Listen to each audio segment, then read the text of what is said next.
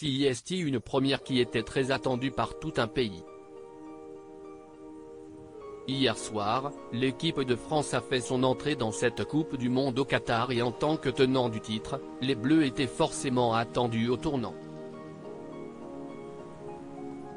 Une première réussie par les joueurs de Didier Deschamps, opposés aux modestes Australiens et qui finissent par l'emporter 4-1 sur ce match.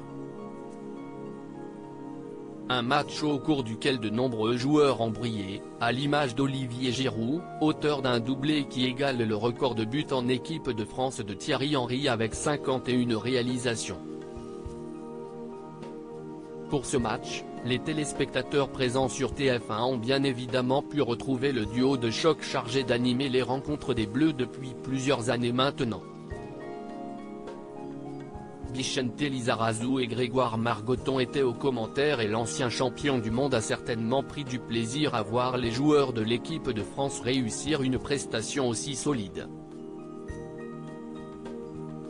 Pourtant, un petit détail a visiblement pas mal dérangé le compagnon de Claire Keim, qui a du mal à se faire à certaines décisions des organisateurs de ce mondial. Même si le Qatar est en pleine période hivernale actuellement, il ne reste pas moins qu'il fait souvent chaud dans ce petit pays situé au Moyen-Orient et tous les stades de cette Coupe du Monde sont climatisés afin de rendre les conditions supportables pour les joueurs comme pour les supporters.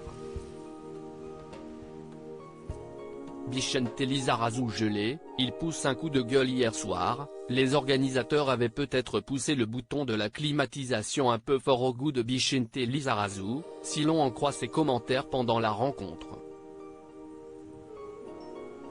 À un moment, Grégoire Margoton donne des précisions sur les conditions météorologiques pour la soirée.